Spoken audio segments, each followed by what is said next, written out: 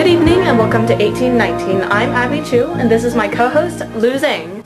In the groundbreaking court case of McCulloch versus Maryland, Marshall once again asserted the power of the federal government on behalf of his deceased party. The arguments surrounding this court case are as old as the Constitution itself. Ever since the beginning, the interpretation of the Constitution has caused many intense debates. The first national bank was established under the Elastic Clause. The Jeffersonian-dominated Congress refused to renew the charter under the claim of the bank's unconstitutionality. After our beloved ex-President Jefferson made the smart move of cutting off all our foreign trade, then followed by the economically draining War of 1812, our economy completely crumbled and the government was forced to charter a second national bank in 1816. Of course, many states opposed the bank. The Constitution did not grant the federal government the power to charter a national bank specifically. Therefore, it is illegal and unconstitutional. Many states like Ohio, Kentucky, Pennsylvania, North Carolina, Georgia, and of course Maryland felt the same. The majority of these states began to adopt laws in order to suppress the operations of the national bank.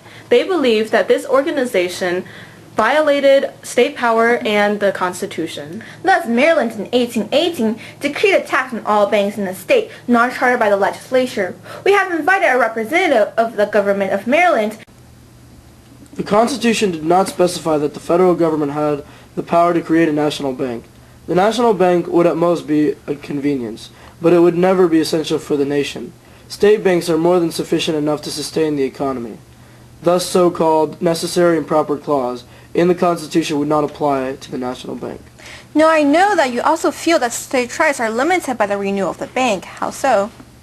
The power of the federal government comes from the consent of the people of each individual state. Having a national bank would without a doubt violate the interests of the states who make up this country.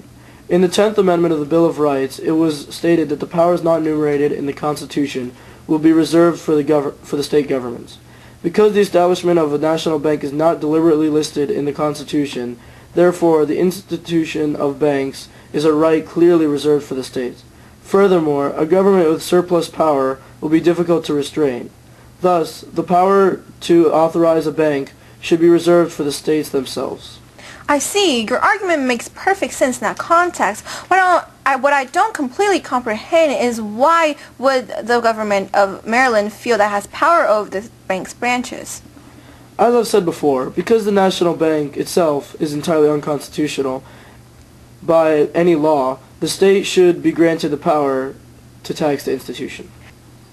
James McCulloch, the cashier of the Baltimore branch of the National Bank, refused to pay a tax set up by the government of Maryland. The tax would focus on the Bank of the United States, which, according to the state of Maryland, was utterly unauthorized based on the Constitution, giving the representatives of the states the right to levy its branches. It's nice to meet you, Mr. McCulloch, and welcome to 1819. It's a real pleasure to be here. How did this whole ordeal come about? Well, I was fined $2,500 by a law that was illegal. I saw it as my right to sue the government of Maryland for their unjust duty and took the argument to the judge. The court of Maryland obviously ruled against me, leaving me no choice but to appeal to the Supreme Court. What made you believe that the levy the government set up was unlawful and the Bank of the United States wasn't? The National Bank is most definitely constitutional. In the Constitution, it was stated that the Congress has the power to decree laws necessary for properly executing its federal operation. The National Bank is necessary to maintain our economy, therefore it's legitimate. Based on that viewpoint, if the National Bank is legal, then its branches are constitutional as well. My bank is a branch of a federal institution, therefore the state has no authority to tax it, since the supremacy of the federal government is well established in the Constitution. Not to mention, if the control of a national bank is given to the individual states, it will greatly weaken the federal administration. States' rights are good, I have nothing against them, but I don't quite approve of having the national government focused bend to the will of its continued parts. Therefore, if any state is given the right to tax a branch of the national government, of the national bank, it will greatly contradict the original purpose of the Constitution to create a stabilized central government. Thank you, ladies and gentlemen. That was Mr. James McCulloch, the prosecutor. We now continue with news of the actual court decision. In September of 1818, the appeal to the Supreme Court of the United States was made. We have gained permission to serve as an audience to the actual process. Now to you, Lou. The court process was long and difficult, but Supreme Justice John Marshall finally decided on a verdict on March 6, 1819, when he declared the Maryland tax unconstitutional and void. We managed to catch Mr. Marshall before he left the court and scheduled a brief interview with him. Can you please explain how you reached your verdict? First, I asked myself whether or not I really believed the Congress had the power to incorporate a bank.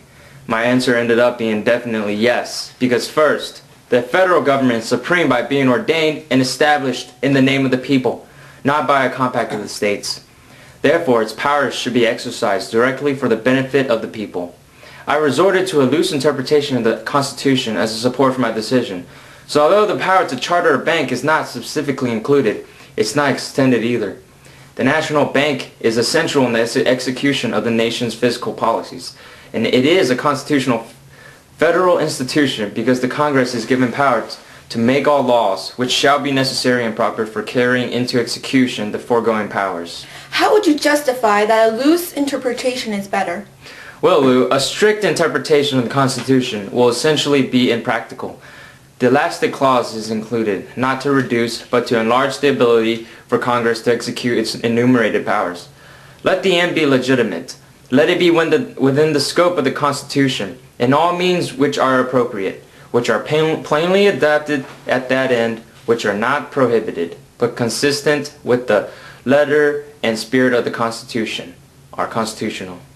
How is Maryland's tax unconstitutional? Well, the Constitution clearly stated in the Supreme Clause of Article 6 that federal law is the supreme law and therefore it takes precedence over the state laws. Therefore, states cannot tax the branch of a federal institution where its powers do not extend to. Moreover, if the state had the power to tax the National Bank, then it would be certified to tax other federal agencies.